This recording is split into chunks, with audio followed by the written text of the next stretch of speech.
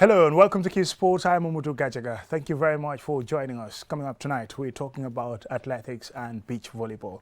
But in athletics first, because the African champion has done it again, but this time in a different competition. She smashed it. That is Guinea-Bissau, Gambia's queen of the track in the African Senior Athletics Championship, or if you like, the African Athletics Championship, which was held in Mauritius over the last 1 week. Well, I watched it. Somebody else joining me in the studio has also watched it. And in the 4x100 meters women's relay, Gambia also finished on the podium, this time the bronze medal. Talking about beach volleyball for the men's, the Gambia's duo of Mbai Babuchara and Seni Jao, for the first time, represented the Gambia at the World Beach Volleyball Championship, which was held in Rome, Italy. And despite not winning in any of the 3 games that they played against top guns, they could be proud of themselves by participating in this competition for the first time. So we have all that packed in this program. That's what we're going to talk about.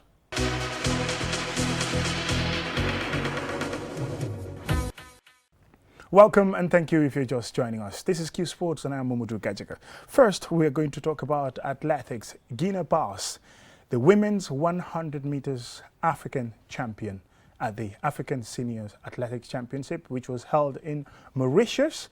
And Guinea-Bissau, with just a slight finish, she was actually able to come out first in that race and therefore won the gold medal. African champion. This is going to be the first time a Gambian is winning this event. Joining me in the studio is Mr. Adedarame.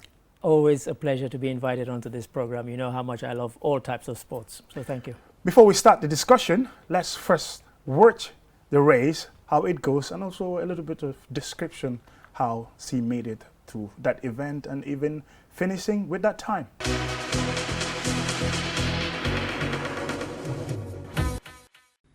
Guinea-Bissau seems unstoppable on the African continent.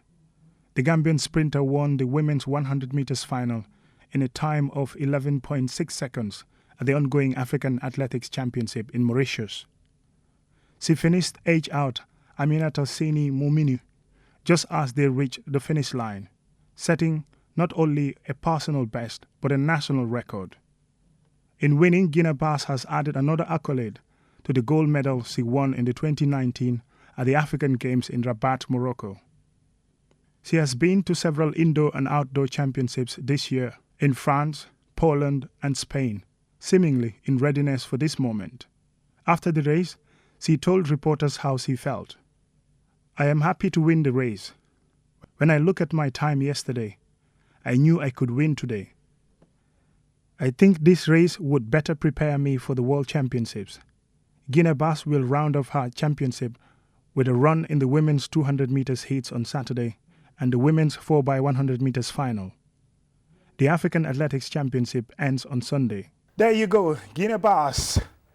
That is, the time is 11:06. Indeed. Yes, a really great time. Initially, I think they gave 11:07 and then rounded it down, so it was even faster than we thought at first when we were watching. But like you said at the beginning, she's done it again. And honestly, and I mean this in all seriousness, such are her exploits in raising Gambia's name. I think at some point we're going to have to build a statue to honor her. And I mean that in all seriousness. In any other country, somebody who's winning gold with such meager resources in terms of, you know, the kind of inputs that goes towards making her get to that stage, you know, they would have been celebrated. And we love her and we celebrate her, it has to be said. But honestly, gold again, and deservedly so. Great performance. Great performance. And usually her speciality is the 200 meters. And I don't know how she managed to be able to scoop that. And until the race kick-started, the Nigerian, you know, was like much better in terms of their timing. And was favored to win it. And as you said, you know, her speciality is the 200 meters, but this was the 100 meter, the shorter distance. And I think she just wanted to test her speed at that shorter distance. But winning the gold, I mean, what a bonus for her. Because I don't think going into it she would have expected to win gold, but she did. And it's amazing. And we're talking about the Nigerian Aminatu. She's someone who did these previous races before. That's right. She, at the national level in Nigeria, did very well, and also at even at the continental level. To be able to beat that one, and really somebody special. who had consistently posted quite good times. You know, so many people going into a race against somebody like that might have been intimidated. Well, not Gina. I mean, you know, she's shown over the years that once she gets into a final, she's a real competitor, she's a real fighter, and she dug deep and she came up with the goods and deservedly won. And is it down to her participation in previous events? Okay, she trains at the IAAF High Performance Center in Dakar, Senegal.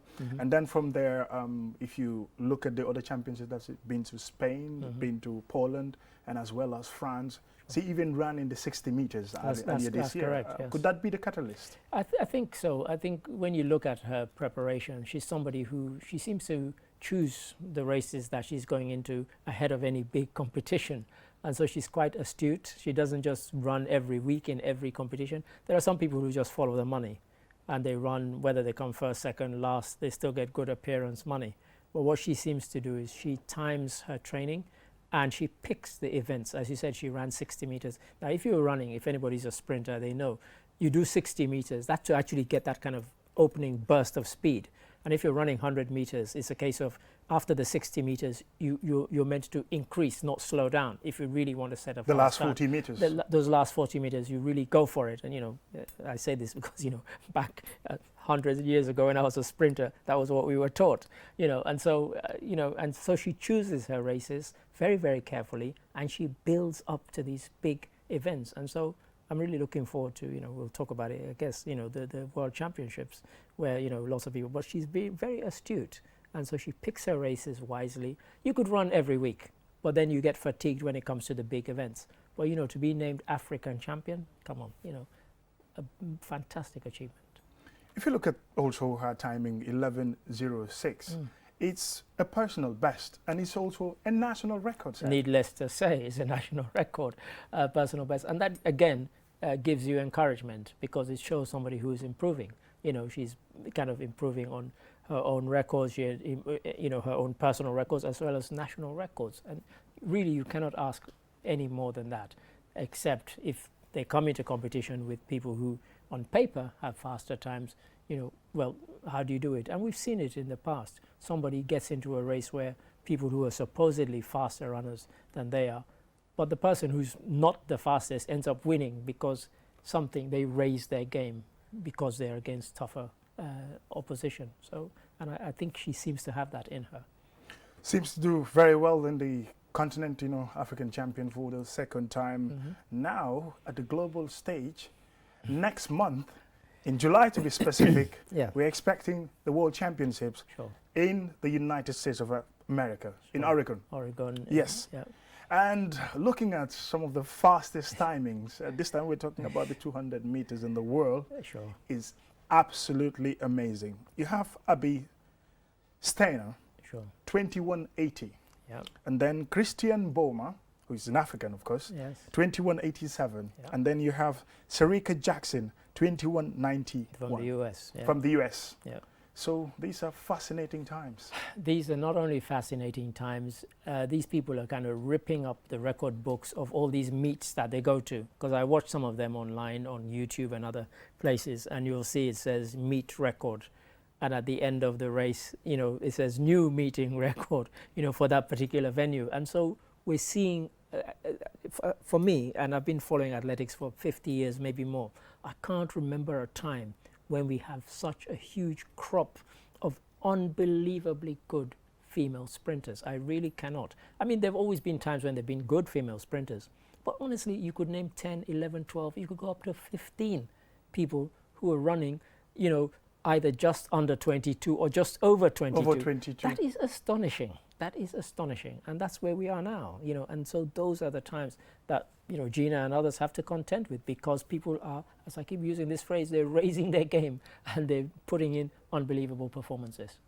In terms of that ranking for fastest timing in the 200 meters this year, Elena Thompson-Herah, world champion, Olympic champion, she is 10th according to this time, I know, yes, he can do much better depending on the race. You've talked about the different indoor meetings and the races. That yes. 22:25. Sure. And Gina, her best timing in the 200 meters is 22:58. Well, this is it, and you know, and this is what I was saying about, you know, you could put all these names on a piece of paper or on a table and just stick a pin as to who's going to win, you know, because I think some of them, when they come against each other, they think, okay, that's Thompson Hera, she's run this time, I'm going to beat her, and that's the attitude. You have to have that kind of warrior mentality when you're going into every race. But honestly, there are some unbelievable times being posted by these women, and Gina, you know, in British they use this, she's going to have to run out of her skin to get on the podium come the World Championships in Eugene in Oregon. She's going to have to run unbelievably well, but you know, I think she can do it. Could there be anything special that she would have to do? Because I've seen somebody who said, okay, she needs to work on her muscles. Most of the times, the people that she competes with, if you look at them, the physicality of it really counts. They go to the gym, they do a lot of different activities. It's not about the run alone. Sure. Nutrition and all the other factors. You know, and again, I go back to my own school days. When I was in Sierra Leone, I knew I was fast, but I mainly played football. When I went to England, I actually had a games master who taught me. He said, you might think because you're a sprinter, it's all about your feet. He said, no, it's about as much your arms as it is about your feet. And so we ended up, you know, myself and the others who were in the sprint relay team doing push-ups and press-ups, lifting weights to actually improve our muscle. And that's something Gina is going to have to do, because if you look at the other people who she's going to be up against, they're built. They're built, physically. absolutely. She's quite slight in yeah. her build. Her build is quite slight. And she is going to have to say, you know what, if I want to get up there, I'm going to have to do that as well. And I think, you know, that will come, and that's come. What encourages me is that some of the women that we're talking about, they're in their 30s and they're posting these unbelievable times. So it's not as if, you know, in the past they used to say, you know, if you're a sprinter by the time you're 25, 26, 27, that's when you're going to run your best. Now we're seeing people 33, 34, 35 running faster than they did 10 years ago. Yeah, you then to ask yourself the question, how comes, you know, you're growing older and you're expected to be slower, and you're faster. You're getting faster. I mean, some of it is to do with diet, some of it is to do with better training, some of them is to do with drugs, let's be honest, you know, and some get found out, some don't. But generally, like, you know, we talk about the 100 meters, for example. You know, you go back to Florence Joyner's world record, 10.49. No woman has come close to it. 10.49 is her world record, and it stood for over 20 years, if not 30 years, you know, and there were always suspicions that she was on drugs. I used to live near Crystal Palace athletics track in London, and I knew her when she was mainly known as being an okay runner, who was then Carl Lewis's girlfriend. They were, you know, an item, and then she took a year out of being this ordinary runner who would come 10th in a race or 8th in a race to come in not only first, but she would leave everybody miles behind. I mean, she would win the 100 meters by 10 meters. Unheard of thing. Yes, that's and of course, absolutely unbelievable. Straight away, people started being suspicious, like, she must be drugs. And then, of course, not long after, she died. And everybody has always attributed that to... I saw an interview this year with her widower, her ex, you know, her husband, as he was at the time. And he said, you know, people still accuse my wife of having been on drugs, but they never proved it, and she never was. But I think there's always been that suspicion, because, you know, she took the women's world record from just over 11 seconds to 10.49. Come on. I mean, that's astonishing. And so, you know, some of it is diet that has made these women run faster, but I suspect some of them, they will be found out as having taken performance-enhancing drugs. And Gina needs to stay away from that. Absolutely. I think for her, she needs to remain natural, you know, work on her timing. Work on your muscles. Muscles, yeah. You know, like I said, you know, I was taught, you know, build up this, because when your arms are going like this, that's part of the sprinting. It's not just your legs absolutely going. Yeah. And so, you know, it's something I learned, that, okay, if you strengthen this as well, so you see some of the men particularly, they're like bodybuilders. Builders, yeah. Because Sure. they've strengthened their arms muscles as much as their leg muscles. So yeah, and Gina needs to bulk up, strengthen up the natural way. And you know, she'll be competing with these women, and she won't have anything to fear. Well, we wish her well. Gina Bass, African champion at the African Seniors Championship, which is being held in Mauritius. Now, in the same competition, we have to talk about, this time, team performance, 4x100 meters relay. And you have Gambia coming third, behind, of course, Nigeria, and, you know, Botswana. Yeah, Botswana. Yes, looking at the timing, 44.97. National record. Yes. And, you know, I don't know whether you were expecting them to get a bronze. I wasn't. And so for me, it was a delightful surprise. Of course, Gina was part of the quartet that got the bronze medal. And again, you know, astonishing. You know, we keep saying little Gambia, you know, smallest country on the African continent. We should not be getting on the podium and winning bronze medals, but we are. And you know, what can you say? Fantastic performance, and one that they should be really proud of. And I think, you know, normally Gina gets all the praise and the glory. I think, you know, when they come back, if they come back, I think the women's 4x1 relay team needs to get serious pat on their back and some kind of acknowledgement that they managed to get a bronze medal at such an important competition. They have one of the athletes who took part in this 4x100 meters relay, Fatu Souls. He's based in Sweden. You witnessed when we had an interview previously. Of course. He said, yes, of course, I'm willing to represent the Gambia. The last time she did was some 5 years ago, when she last represented the Gambia at a major international competition. But she appears to do well in this competition. She did very well, and as I said, and you know, as you've said, you know, as part of a team performance. And I think what it tells us is that we should do a bit more scouting. You know, people who have these Gambian connections, they're all over the world.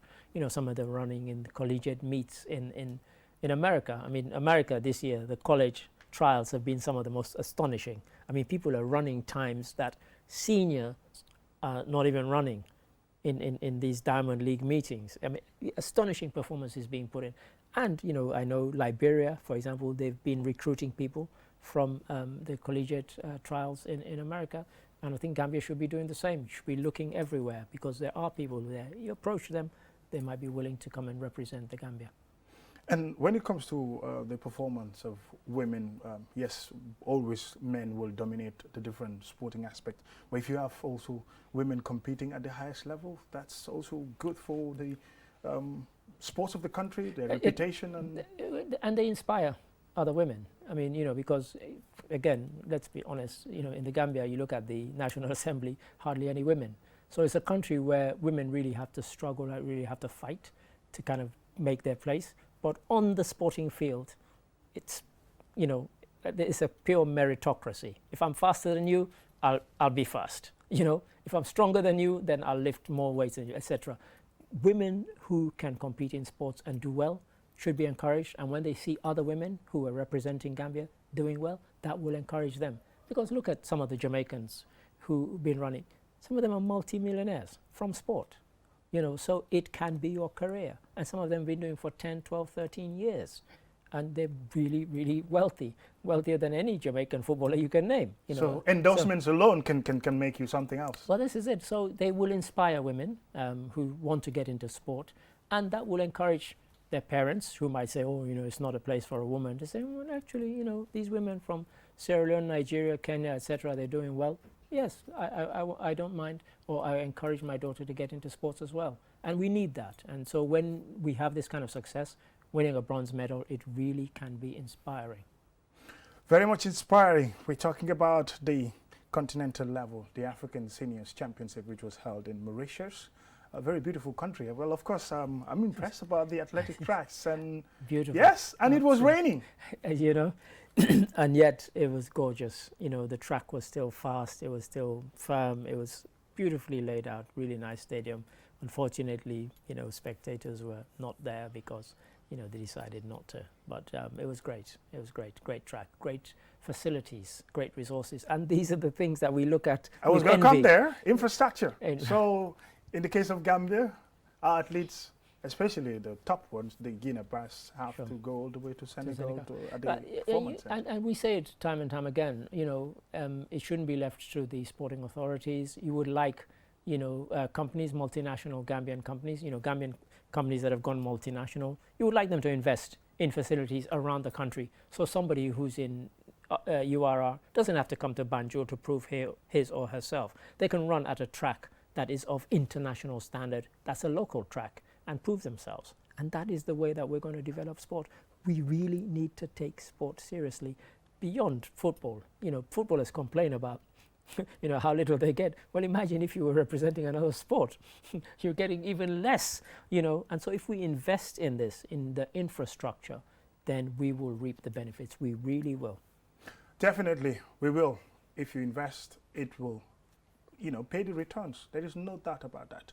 We are going to take a short break, and when we come back, finally, on Qsports, we are going to talk about beach volleyball, the Gambia's men's beach volleyball. Yes, of course, they crashed out of the World Championships, which was held in Rome, Italy. It's still ongoing, but we'll take more. Welcome back, and thank you very much if you're just joining us. This is Qsports, and we're talking about the men's beach volleyball team of Seni Jao and Mbai Babujara.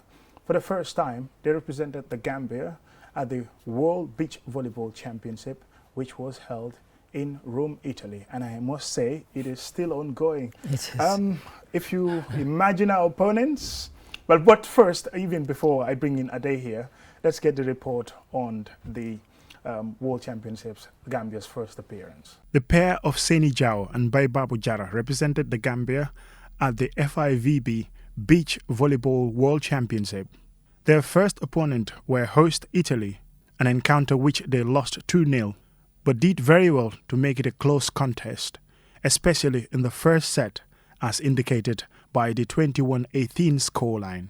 Their second encounter was against the more fancied Brazil side of Schmidt and Simon. Despite losing 2-0 against the South Americans, it was an even closer affair in this game. 21-18 and 21-17 were the final scores. On their final game in the World Championship, Argentina was the opponent on Monday. The pair of Jawa and Jara do not seem as strong in this match compared to their previous games in the tournament. Argentina went on to win 2-0 with scores of 21-12 and 21-14.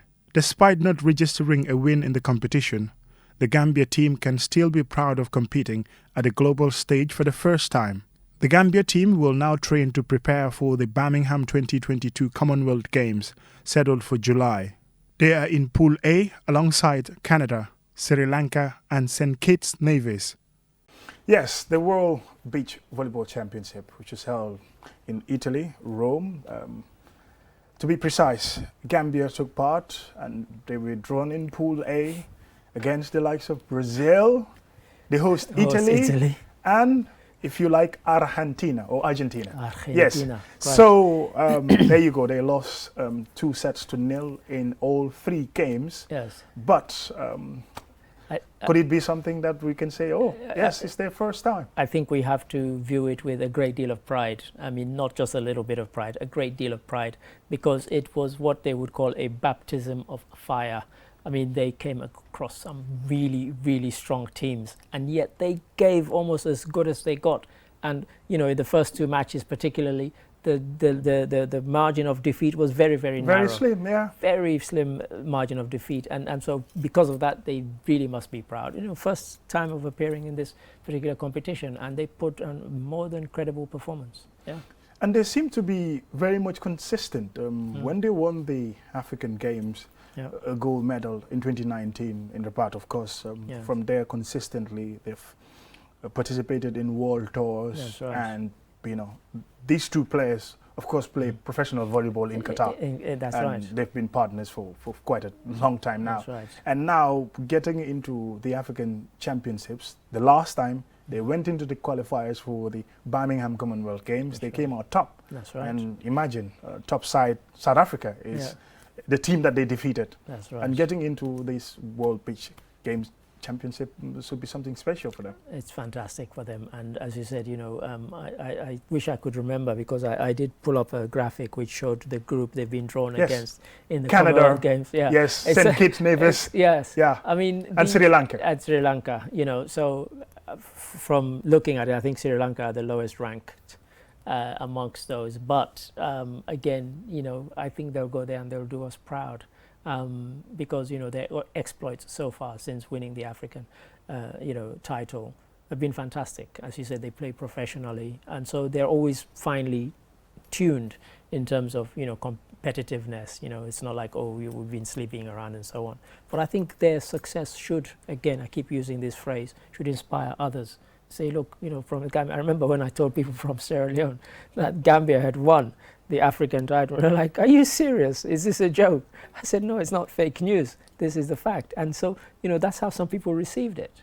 But, here in the Gambia, I think we really should embrace them and encourage others to get into it and start building the facilities so people aren't just literally playing on the beach. I mean, those guys in Brazil, if you see the facilities, they actually have custom-made sand pits that look like a beach, and they practice there every day. Every day. And that's what we need across the country. One thing that amuses me about the World Beach Tour Championship is the venue, the stadium built for it, and the number of people that embrace it. The turnout is absolutely fantastic. Huge spectators turnout, and it's brilliant, because that kind of thing encourages anybody, and I think that's part of why they really raise their game, because huge crowds there to watch. And just fantastic atmosphere. Fantastic. And on that note, we say thank you very much, Adedarame, for coming to Qsports again. Pleasure as always. Thank you. That's it for Qsports. Thank you very much for watching. Join us next week. Keep on sporting, and bye for now. Have a wonderful evening.